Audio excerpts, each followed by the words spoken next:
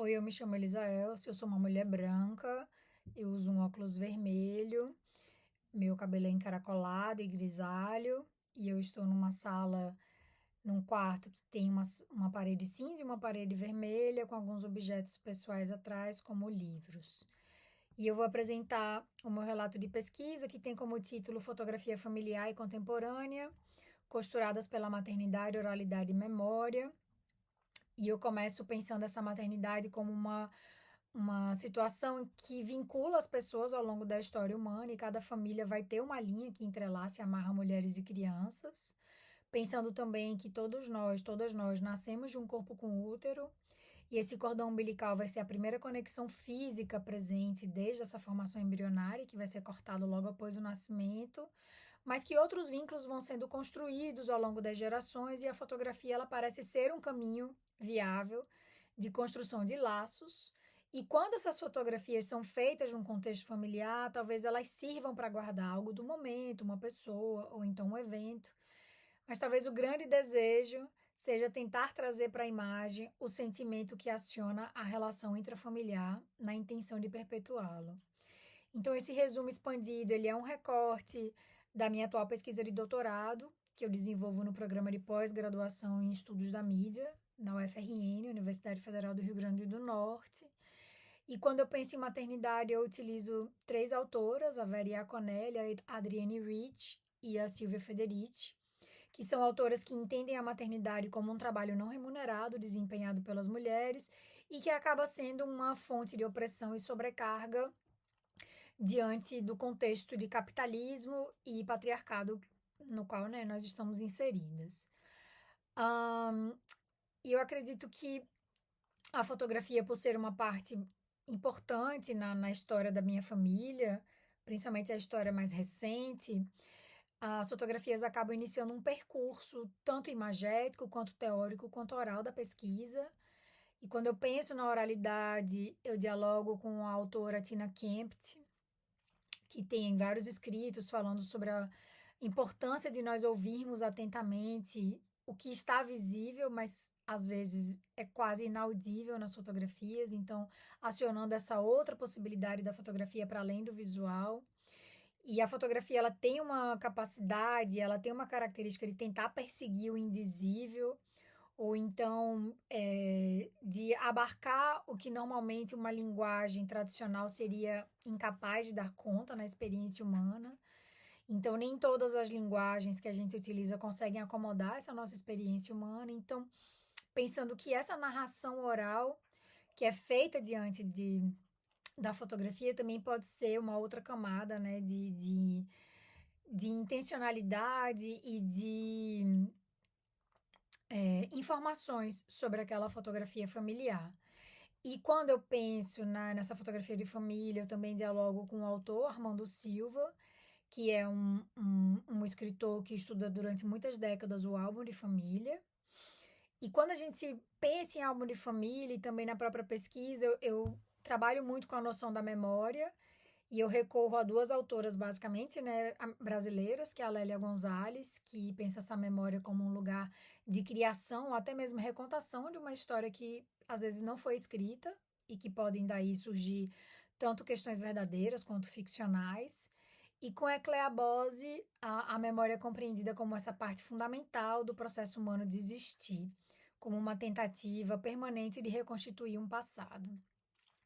O objetivo dessa pesquisa é investigar como as conexões físicas e afetivas da maternidade reverberam na fotografia familiar, e daí eu tento compreender se essa maternidade é capaz de conduzir o arquivamento fotográfico, seja em álbuns de família ou fotografias avulsas, assim como as narrações e todos os relatos orais que são vinculados às fotografias com o passar do tempo. Também é uma intenção dessa pesquisa observar a influência da maternidade na produção artística fotográfica contemporânea pessoal, né? A partir de experiências vividas ou então fabuladas com as avós. Como estratégia metodológica, eu utilizo a etnografia e a autoetnografia, tentando também acolher toda a experiência subjetiva, as narrações e a ficção que vão, né, caminhar e avançar juntas nessa pesquisa. E aí, a partir das imagens tanto produzidas por mim, como as fotografias que são catalogadas, né, familiarmente, eu vou construindo histórias sobre esses encontros, memórias orais e também vou tentando criar diante desses espaços e essas lacunas de informação. Entendendo a etnografia como uma formulação teórico-metodológica, dentro de uma pesquisa de campo que ela é pessoal e ela é afetiva, mas ao mesmo tempo ela é cultural e histórica. Então, eu faço perguntas a familiares, eu fotografo, eu desenho, eu organizo ideias, eu revisito lembranças e materiais, né, imagéticos. E diante também dessa etnografia, eu trabalho com a autoetnografia, reconhecendo a inclusão, né, da experiência da pesquisadora, na escolha do tema, no desenvolvimento da pesquisa e principalmente tentando entender como que esse passado ele pode ser praticamente esticado até o presente diante, né, utilizando ferramentas da nossa subjetividade. É uma metodologia que tem uma intenção de partir da individualidade, mas para um lugar de compreender esse contexto e espaço temporal em que se vive a experiência individual diante de todas as dimensões, cultural, social e política. Então, a pesquisa pretende ligar processos enculturativos relacionados à maternidade, de forma a visibilizar pequenas histórias e conceitos dentro desse fazer artístico acadêmico.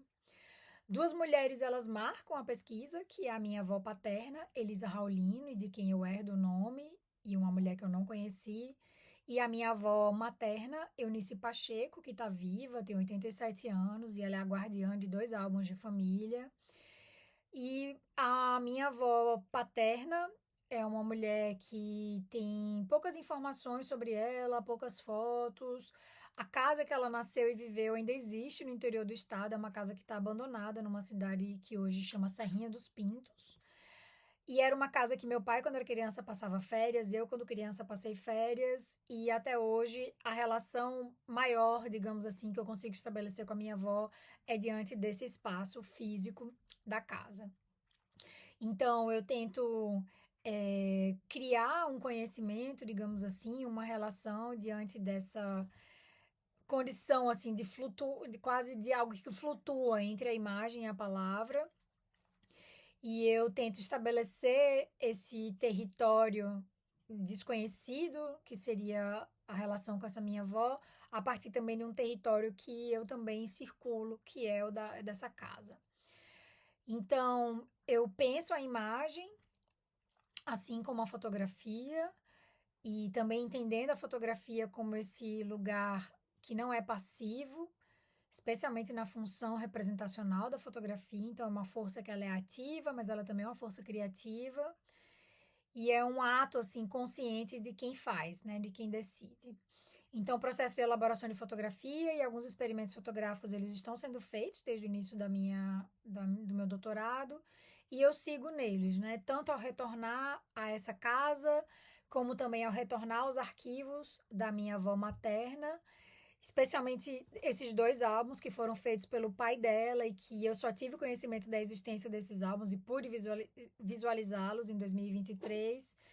E nos nossos encontros posteriores eu converso muito com ela sobre as possibilidades desse arquivamento que ela desenvolve, né, com essas fotografias. E vou observando e anotando e gravando os relatos orais que ela vai construindo à medida que as fotos vão sendo vistas, né?